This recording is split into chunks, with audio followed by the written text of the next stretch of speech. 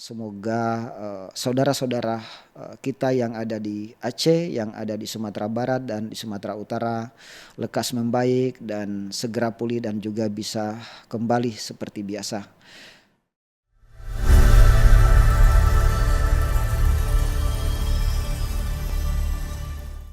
Bismillahirrahmanirrahim. Assalamualaikum warahmatullahi wabarakatuh. Salam sejahtera bagi kita semua. Om Swastiastu, Namo Buddhaya, salam kebajikan. Kembali lagi bersama saya Dr. Hamrin, SH, MH, MSI Han dalam program Hamrin Speak Up sebagai bagian daripada Hamrin Channel. Para pemirsa yang budiman, di situasi ataupun di minggu-minggu terakhir ini kita dipertontonkan beberapa peristiwa yang terjadi di wilayah, baik itu yang terjadi di Sumatera Utara, Sumatera Barat maupun di Aceh. 3 wilayah ini ataupun 3 provinsi ini merupakan daerah yang saat ini mengalami sebuah peristiwa bencana alam yang benar-benar membuat kita turut prihatin, dan kita selalu mendoakan agar saudara-saudara kita di 3 wilayah tersebut diberikan ketabahan, diberikan kekuatan maupun juga adalah segera mendapatkan pertolongan agar keadaan di sana bisa menjadi lebih baik. Ada beberapa catatan yang ingin saya sampaikan. Yang pertama bahwa sampai saat ini pun kita lihat 3 daerah ini belum dimasukkan sebagai bencana nasional, tetapi memang ini masih menjadi tanggung jawab daripada pemerintah daerah setempat. Kita tahu bersama bahwa terkait dengan bencana itu sebenarnya sudah diatur di dalam Undang-Undang Nomor 24 Tahun 2007. Kemudian lagi diturunkan menjadi dalam peraturan presiden yaitu nomor 8 tahun 2008 yang mana diubah menjadi Perpres 29 tahun 2021.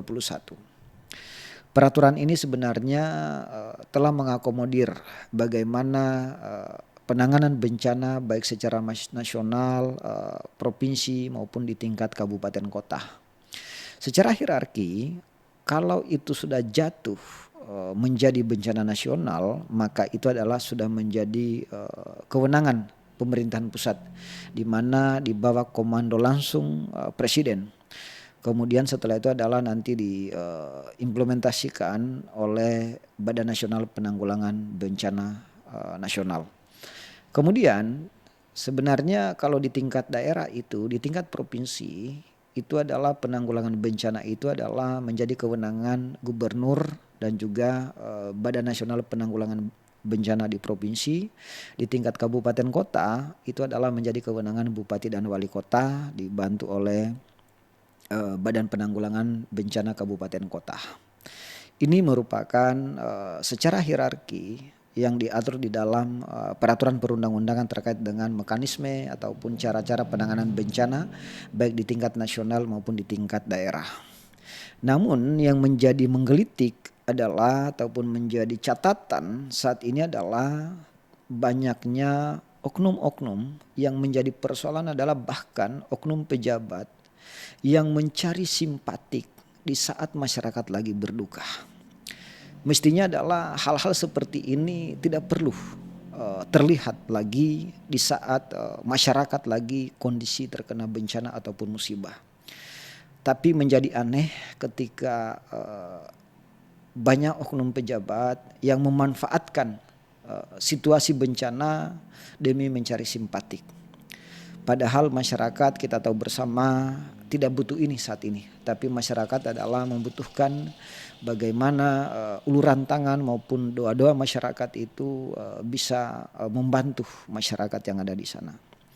Kemudian kita tahu bersama bahwa beberapa akhir-akhir ini kita dipertontonkan dengan di kalangan kementerian maupun lembaga adanya oknum-oknum yang saling menyalahkan satu sama lain terkait dengan persoalan bencana di 3 provinsi ini. Mestinya adalah ini tidak boleh seperti ini. Harusnya kementerian dan lembaga itu saling bahu-membahu, saling bekerja sama untuk melakukan pertolongan terhadap peristiwa bencana yang terjadi di 3 provinsi tersebut. Ini yang menjadi perhatian serius adalah ketika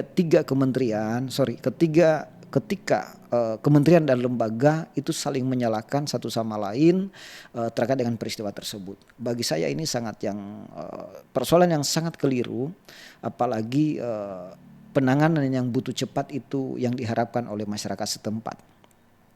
Kemudian selanjutnya kita berharap juga sebenarnya aparat penegak hukum ataupun APH adanya perusahaan, misalnya kalau ditemukan adanya perusahaan-perusahaan yang merusak hutan lindung ataupun yang merusak lingkungan, itu bagi saya tidak hanya mestinya dikenakan denda saja. Tapi kalau memang itu terbukti, kita berharap adalah pihak-pihak yang bertanggung jawab ini itu diberikan sanksi pidana, bahkan pembekukan daripada perseroan ataupun perusahaan yang benar-benar itu merugikan dan juga membawa dampak negatif terhadap kerusakan lingkungan yang berakibat banjir dan longsor tersebut. Mestinya itu yang harus dilakukan. Karena kalau misalnya hanya ditetapkan denda lagi, maka ini pasti akan berefek lagi ataupun berdampak lagi ke depan, akan melakukan hal yang sama.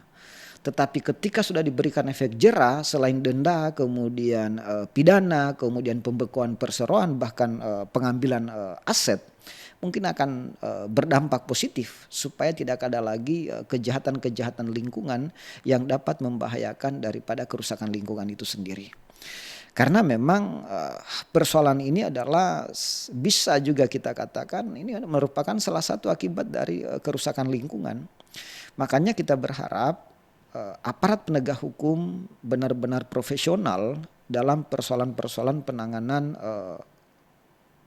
kerusakan-kerusakan hutan ataupun kerusakan lingkungan yang ada di wilayah-wilayah tersebut. Karena kalau tidak, maka ini akan kita prihatin ataupun jangan sampai juga terjadi di beberapa daerah di Indonesia ke depan. Karena memang kalau sudah diberikan langkah penindakan yang baik, maka kita berharap benar-benar ada dampak ataupun efek jera yang bisa mengatasi ini itu sendiri. Kemudian selanjutnya adalah kita berterima kasih juga kepada pemerintahan Prabowo hari ini, karena di mana kita disuguhkan lagi dengan salah satu bupati, yaitu adalah Bupati Bupati Aceh Selatan, ya, yang itu telah melakukan umroh. Coba kita bayangkan di saat masyarakat di Bupati Aceh Selatan lagi mengalami bencana, kemudian dalam kondisi darurat membutuhkan pertolongan, pimpinannya itu ternyata melakukan umroh. Tapi kita berterima kasih kepada Prabowo mengambil langkah tegas, kemudian mencopot dia dari ketua Gerindra di daerah, dan juga kita berharap sebenarnya ada sanksi juga yang dilakukan selain itu. Karena ini merupakan presiden buruk, ya, merupakan presiden buruk ketika masyarakat lagi mengalami luka, lagi mengalami bencana, kemudian pimpinannya itu lagi keluar dari wilayahnya. Karena ini sama saja dia melepaskan ataupun melupakan apa yang menjadi tanggung jawabnya. Karena memang kita tahu bersama bahwa ketika bencana tersebut sebelum ditetapkan menjadi bencana nasional, maka di tingkat kabupaten kota adalah yang bertanggung jawab penuh adalah bupati dan wali kota. Di tingkat provinsi yang bertanggung jawab penuh adalah gubernur. Itu secara peraturan perundang-undangan. Jadi kita berharap ada langkah tegas yang diambil kepada Bupati Aceh Selatan. Karena kalau tidak nanti ini akan menjadi presiden buruk, dan juga kedepannya yang kita khawatirkan adalah akan dicontoh oleh daerah-daerah lain. Tapi kita berharap ini tidak terjadi. Makanya kita juga berterima kasih kepada beberapa influencer ataupun kepada beberapa selebgram maupun YouTuber itu telah berdonasi ataupun mengumpulkan anggaran untuk memberikan bantuan langsung kepada masyarakat yang berdampak musibah tersebut. Jadi ini dari saya, semoga saudara-saudara kita yang ada di Aceh, yang ada di Sumatera Barat dan di Sumatera Utara lekas membaik dan segera pulih dan juga bisa kembali seperti biasa. Kemudian yang terakhir adalah saya ucapkan billahi taufiq wal hidayah. Wassalamualaikum warahmatullahi wabarakatuh.